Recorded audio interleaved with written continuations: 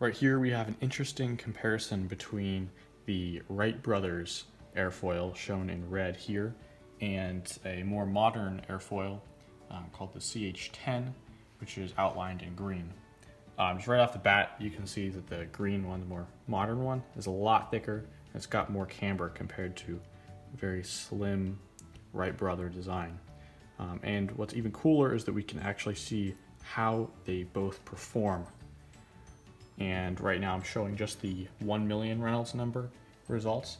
I think that's about the range that the Wright brothers plane would have been flying in, about 1 million. And so the yellow on all of these graphs is the Wright brothers wing, and the green is the modern one. And you can see they're very different.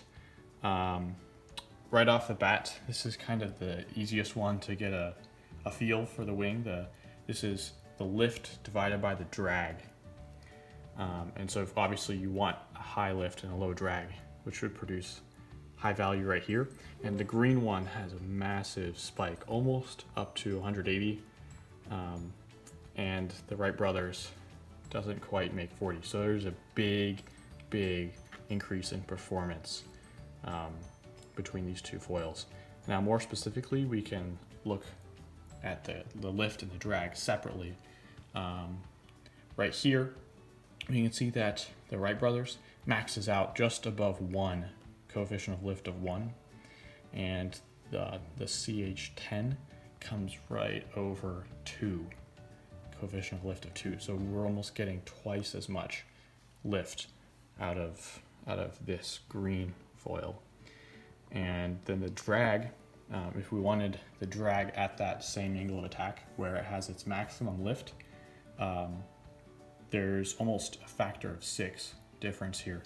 There's 6 times less drag on the modern airfoil than on the Wright brothers foil. And there's some other charts here, but I think that the lift and the drag shown here are the biggest parts of that. And I think it's amazing that the Wright brothers were able to use a foil like this to generate enough lift for flight and controllability. But it's also amazing how far research has gone and taken us twice as much lift and 1/6 of the drag. We've just come so far from what the Wright brothers had, and aviation is just so much better because of it. I really love this website, the Airfoil Tools. It's got probably thousands of different foils that you can look at, and if you're picking one out, first thing I like to do is find my Reynolds number. I mentioned that it was about 1 million for the Wright brothers, and for that you'd plug in your velocity, how fast you expect your plane to be going, and the chord width, basically how wide is your wing in that dimension. And so for my plane, my little model plane, it's coming out to about 100,000 Reynolds number. And with that in mind, we can come over to the airfoil database search and sort by the max coefficient of lift divided by coefficient of drag for our Reynolds number that we found, about 100,000. Search, and here we go. This is kind of an odd foil here, but this has the maximum coefficient of lift divided by coefficient of drag for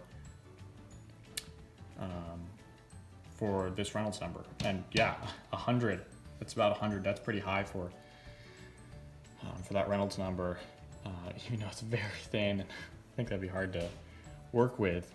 It pulled up the max for us, and we could say, well, I don't know if I could make an airfoil like that. It would be too thin and not sturdy enough. You might want a thicker one. Well, you could just look at these other options, but there's also a good way to filter that. You could say the minimum thickness, how about 10%? And that would be 10% of the chord.